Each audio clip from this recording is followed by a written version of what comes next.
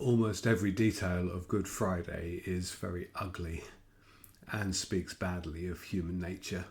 Jesus is pushed from one trial to the next, abused endlessly.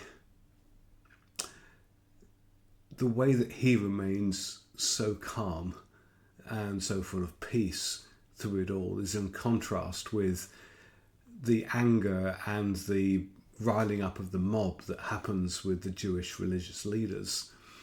But that's also balanced with the cowardice of Pilate and of Herod, who have genuine power and choose not to use it when it comes to it. So first, Jesus is taken to the Sanhedrin, where the issue for him is multifaceted. One is that they have already made up their mind, and they've done it without understanding the enormity of what they are saying. In John chapter 11 and verse 50, Caiaphas, the high priest, utters these amazing words. He says, "It is better for one man to die for the nation than for the whole nation to be put in peril." He doesn't understand that he is describing Jesus' mission in a way that nobody who shouted, "Hosanna, blessed is he who comes in the name of the Lord," while waving their palm branches and throwing their coats on the floor, understood on Palm Sunday. He unintentionally prophesies exactly what Jesus is going to do: give his life, not just for the nation of Israel, but for everyone, as John points out in his commentary on the verse. Jesus also has the problem of the question that they're going to ask him. They're going to ask him, "Are you the Messiah, the Son of God?" And this is the way that this question is problematic for Jesus. Because they don't understand and they cannot see and they will not accept who he is. If he says yes, then he's guilty of blasphemy. And if he says no, then he is lying. Lying to the point of undermining his very identity in everything that he is about to do. And so he lets them ask the question and then cleverly says, "It is as you have said." That is the only answer he will give to them or to Pontius Pilate when he's asked a similar question. So the Sanhedrin get riled up when he then describes the Son of Man sitting on heaven's throne, which is exactly what they would expect. It's only the implication in his voice that it is him that he is talking about, even if he's talking about himself in the third person, that makes them so easily angered and riled up and deciding that he must die.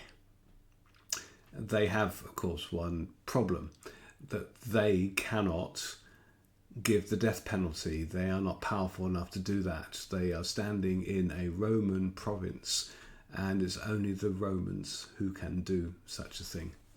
And so they take him off to see Pontius Pilate. Now, Pontius Pilate has the problem of he doesn't understand the Jewish political thing. He just wants a quiet life. He just wants to avoid a riot when the city is absolutely full of people for the Passover with all of these different agendas, but all of them against Rome. Now, what happens is that the Jewish religious leaders follow Jesus around into these trials and they keep on pushing their agenda. And here their agenda is sneaky and well thought out. This isn't just people in an angry, riled up moment. This is well thought through.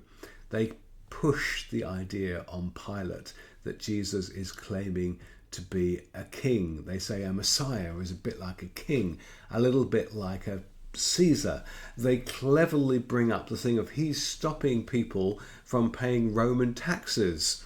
They say that's a button to push because of a clever answer that he gave them when they were trying to catch him out.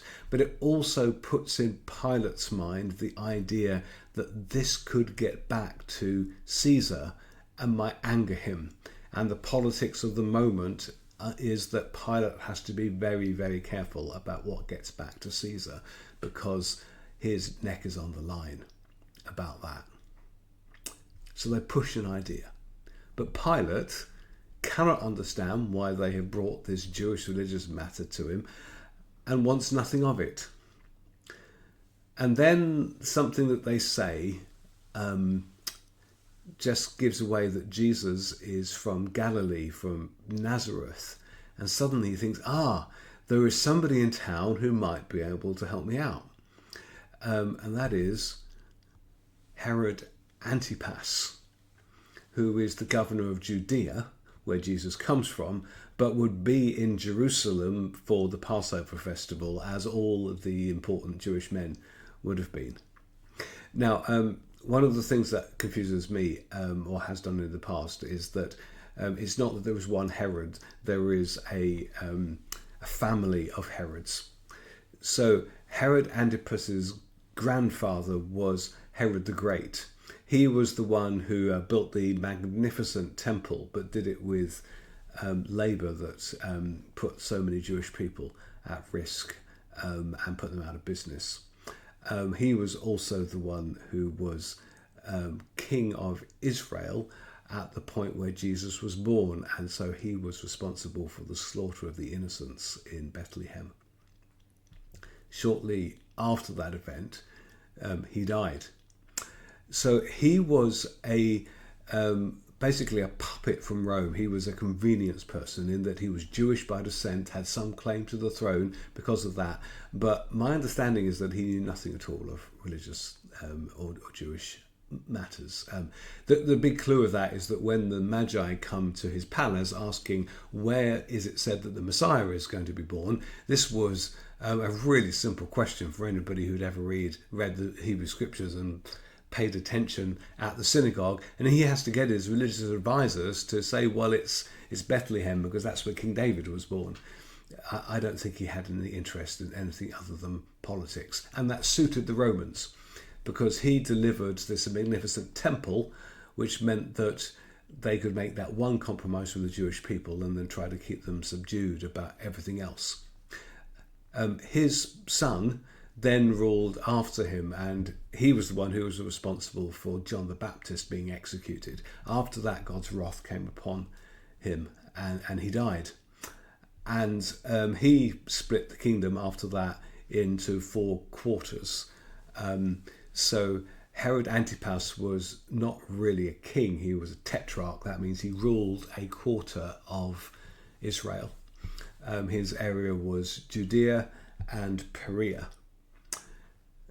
It was divided between 4 different people. The problem was that one of Herod the Great's descendants was pretty rubbish, and he was the one that was in charge of the wealthy and politically important Judea and Samaria.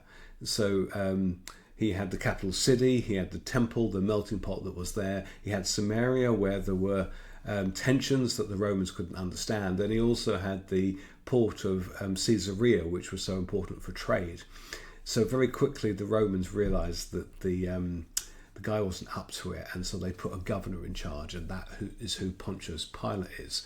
So Herod Antipas and Pontius Pilate have similar levels of authority. The difference is that Pontius Pilate is an elected official and dependent entirely on the Roman emperor for his position, and also hopefully for his promotion to something much better than looking after this backwater where there's this festival every year where things potentially can go all wrong for you. But it's Pilate who has jurisdiction over the area. Now, Herod wants to see Jesus because he's heard that he does these amazing signs and wonders, and he's hoping that Jesus will do one in front of him. When it becomes very clear that Jesus won't do that and won't speak to him particularly, he just passes him back to Pontius Pilate, saying, I can't find anything wrong with him. Which is Pilate's problem as well. He can't find anything wrong with Jesus. Why do these people hate him so much? What is it about this thing? And so he comes up with this great plan. He says that it's a tradition that he releases a prisoner at Passover to try to appease the crowd. So he's got this other person up his sleeve who's a violent revolutionary, We're going to look at the story of Barabbas and another reflection. And he says to the crowd, either I can release to you Jesus, who may be the King of the Jews, or I can release to you Barabbas, the violent revolutionary who makes your life a misery. Who's it going to be? And things backfire on him. They shout, crucify him. He underestimated the power of the Jewish teachers of the law and the politicians and their ability to work up and work a crowd. In this moment, they get them to shout, crucify him. And so Pilate famously washes his hands and says, the blood of this man will not be on my hands. But of course it is. He has the power to set Jesus free.